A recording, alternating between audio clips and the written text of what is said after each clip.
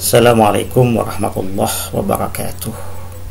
Bapak Ibu, dalam beberapa bulan terakhir ini ada beberapa istilah yang perlu kita tahu apa dan bagaimananya, karena ini terkait dengan tugas kita sebagai guru, yaitu asesmen nasional, asesmen kompetensi minimum atau minimal, survei karakter, survei lingkungan belajar. Nah, apa dan bagaimana ini tentu harus kita buka literatur-literatur, sumber-sumber yang bisa kita ikuti penjelasan-penjelasannya, yang terutama bersumber dari Kementerian Pendidikan dan Kebudayaan. Bapak Ibu sekalian, asesmen nasional itu adalah program evaluasi yang diselenggarakan oleh Kementerian Pendidikan Kebudayaan. Nah, jadi asesmen nasional itu adalah program evaluasi, program penilaian yang diselenggarakan oleh Kementerian Pendidikan Kebudayaan untuk meningkatkan mutu pendidikan. Jadi tujuannya adalah untuk meningkatkan mutu pendidikan itu sendiri dengan memotret proses dan output pembelajaran di seluruh satuan pendidikan. Jadi nanti Kemendikbud itu akan melaksanakan evaluasi yang tujuannya adalah untuk meningkatkan mutu pendidikan. Caranya apa? Caranya adalah dengan membuat potret, membuat gambar terkait dengan input, terkait dengan proses dan output pembelajaran. Dan itu akan dilaksanakan di seluruh satuan pendidikan. Nah, jadi pelaksana asesmen nasional itu di bawah koordinasi Kementerian Pendidikan dan Kebudayaan. Kemendikbud bekerja sama dengan Dinas Pendidikan Kabupaten Kota, juga dengan kantor wilayah dan kantor Kementerian Agama.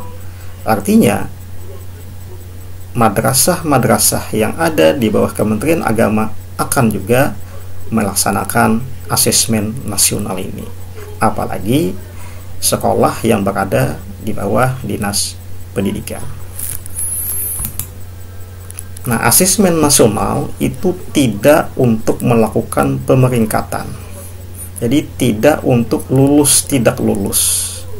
Oleh karena itu nanti asesmen nasional ini itu ditujukan kepada daerah, ditujukan kepada satuan pendidikan, bukan kepada siswa, bukan kepada peserta didik, bukan kepada murid. Jadi bukan untuk menentukan kelulusan, bukan untuk melakukan pemeringkatan. Nah, jadi asesmen nasional nanti akan menghasilkan informasi potret tadi tentang input, proses, dan output. Itu semuanya untuk perbaikan kualitas belajar mengajar, yang itu diharapkan nanti akan meningkat pada hasil belajar murid, siswa, peserta didik. Nah, asesmen nasional itu ada 3. Yang pertama adalah AKM, asesmen kompetensi minimum. Yang kedua, survei karakter. Dan yang ketiga adalah survei lingkungan belajar. Jadi asesmen nasional itu tadi itu ada 3. AKM, asesmen kompetensi minimum. Yang kedua, survei karakter. Yang ketiga, survei lingkungan belajar. Jadi 3 macam. Nah, nanti AKM ini ada 2 lagi, ada literasi, ada numerasi.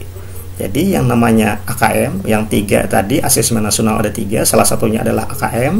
Nah, AKM ini ada literasi, yang kedua adalah numerasi. Nah, literasi itu terkait dengan membaca. Membaca tidak hanya membaca teks, tapi juga mungkin membaca teknologi, membaca lingkungan. Nah, yang dimaksud dengan literasi membaca adalah kemampuan untuk memahami, menggunakan, mengevaluasi, merefleksikan berbagai jenis teks untuk menyelesaikan masalah dan mengembangkan kapasitas individu sebagai warga Indonesia dan warga dunia agar dapat berkontribusi secara produktif di masyarakat. Nah, jadi nanti literasi membaca ini tujuannya adalah untuk menyelesaikan masalah, bermula dari memahami, menggunakan, mengevaluasi, merefleksikan dari teks yang disajikan.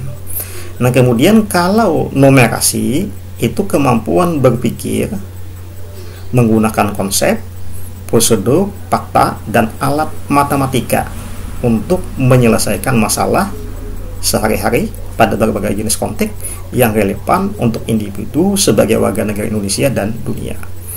Jadi kalau numerasi ini terkait dengan matematika, ada hitung-hitungan, tetapi sama untuk juga menyelesaikan masalah. Jadi dua hal inilah yang diperlukan untuk siswa di abad 21, literasi, numerasi. Nah, kemudian yang ketiga tadi adalah survei karakter dan juga survei lingkungan belajar, itu juga diperlukan. Nah, apa persamaan dan perbedaan literasi numerasi dari sisi konten, proses, dan konteks? Nah, dari sisi konten, isi, literasi membaca itu berisi nanti teks informasi dan juga teks fiksi. Jadi tidak hanya fakta tetapi juga fiksi yang non fakta. Jadi bagaimana nanti siswa kita, murid kita memahami bacaan, baik bacaan itu informasi maupun bacaan itu adalah fiksi, cerita, dongeng. Nah, numerasi itu kontennya, isinya adalah tentang bilangan, geometri dan pengukuran, data dan ketidakpastian, aljabar. Nah, ini bagian dari numerasi. Kemudian proses kognitifnya, proses berpikirnya, kalau literasi membaca itu menemukan informasi, jadi ada menemukan, kemudian menginterpretasi dan integrasi, kemudian evaluasi dan refleksi. Ini proses berpikirnya, proses kognitifnya. Kalau numerasi itu juga pemahaman, memahami, penerapan, bagaimana dia menerapkan konsep, kemudian penalaran. Ini numerasi. Kemudian dari sisi konteks, keterkaitannya, konteksnya. Jadi kalau literasi membaca ini personal, sosial budaya, saintifik. Numerasi juga sama, personal, sosial budaya, saintifik. Nah, inilah perbedaan dan juga persamaan dari literasi membaca dan numerasi. Nah, kemudian bagaimana bentuk soalnya? Itu nanti ada pilihan ganda, ada pilihan ganda kompleks, bisa menyuduhkan, bisa isian singkat, bisa uraian. Mungkin nanti tergantung dengan siswa, apakah nanti SDMI itu hanya pilihan ganda dan menyuduhkan, atau mungkin ada sedikit isian singkat. Nah, nanti beda dengan mungkin SMP, Sanawiyah, Madrasah Aliyah, dan SMK. Jadi ini bentuk soal terkait AKM. Nah, kemudian AKM itu nanti berbasis komputer dan bersifat adaptif. Artinya menggunakan komputer. Pertanyaan yang disajikan bergantung kemampuan murid. Jadi pertanyaan untuk SDMA beda dengan pertanyaan untuk SMP, SMA, Sanawiyah, Aliyah. Jadi komputer basisnya, kemudian juga adaptif.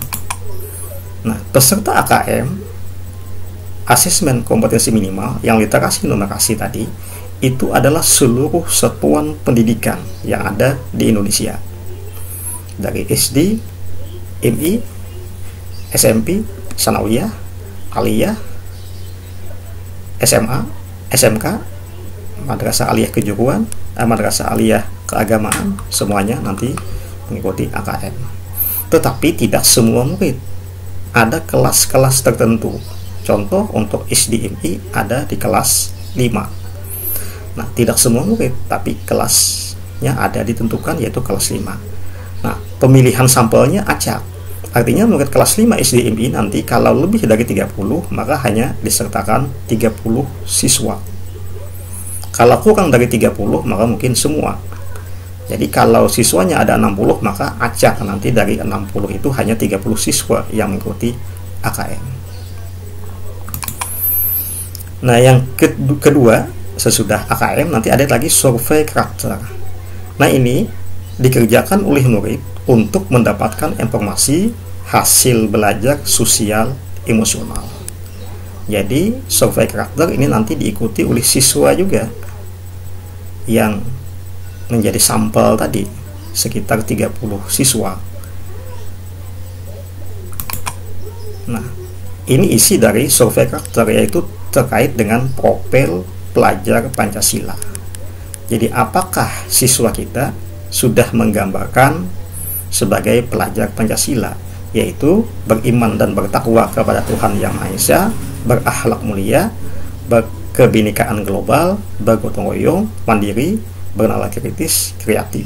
Ada 6 profil pelajar Pancasila, komponen dari profil pelajar Pancasila.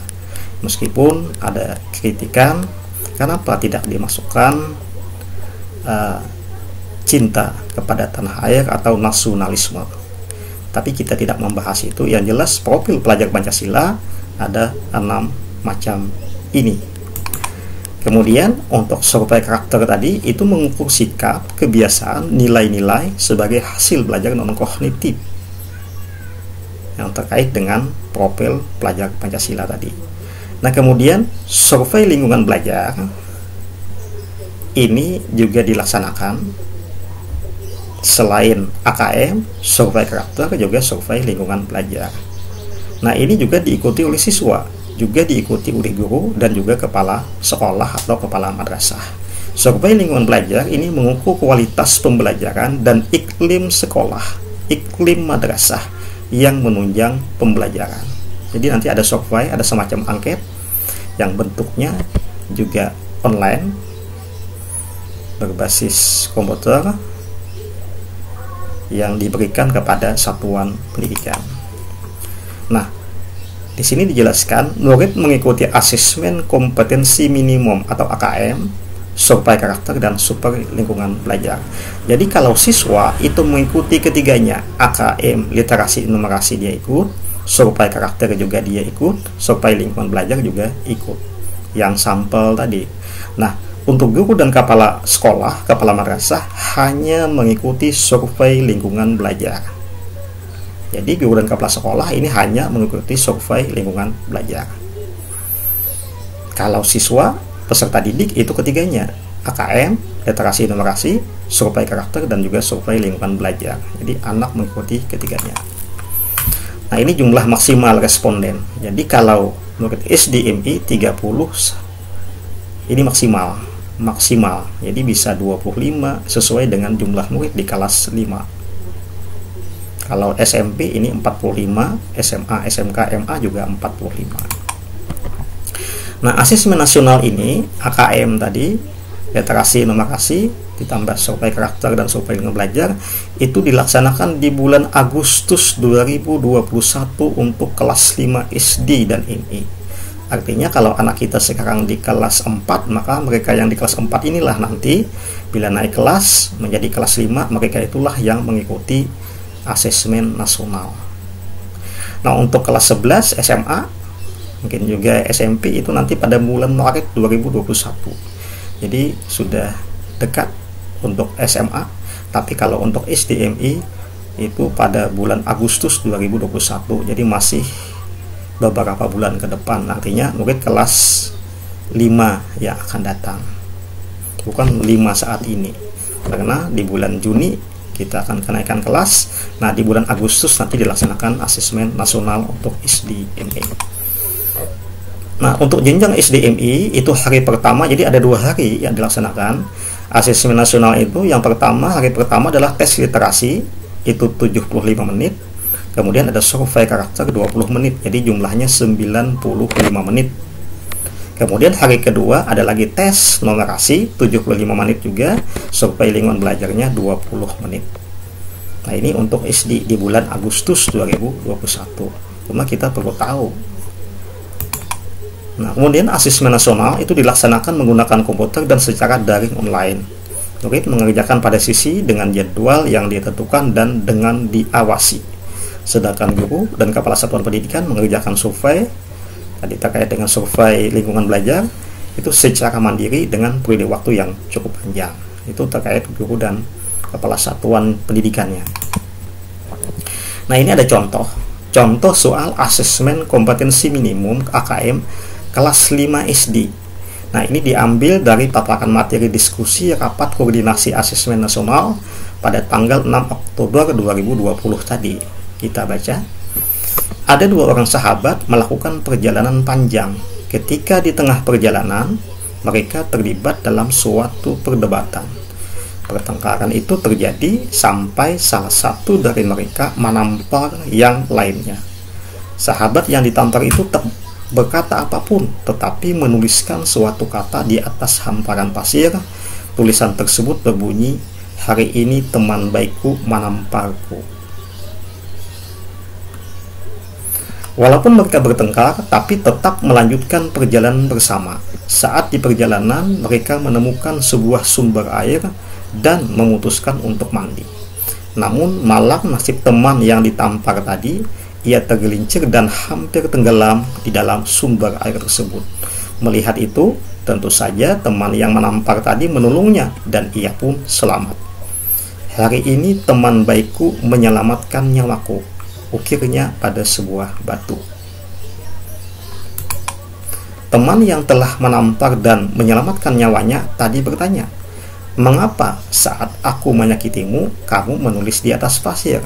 Sedangkan saat aku membantu, kamu mengukirnya pada batu?" Kemudian ia menjawab, "Karena menulis di atas pasir mudah terhapus oleh sapuan angin, sedangkan mengukir di atas batu tidak mudah hilang oleh terpaan angin kencang sekalipun." Nah, ini pesan tersampaikan secara utuh dan memiliki makna mendalam. Asesmen tidak sekedar mengukur, tapi juga menginspirasi. Nah, sekarang di sini ada pertanyaannya terkait bacaan tadi. Tentukan setiap pernyataan berikut sesuai dengan isi teks atau tidak. Ini hanya mengatakan sesuai atau tidak sesuai. Perjalanan kedua sahabat kemungkinan melewati padang pasir. Jawabannya tadi ada melukis di atas pasir, berarti jawabannya sesuai. Kedua orang tetap bersahabat dalam kondisi marah maupun susah.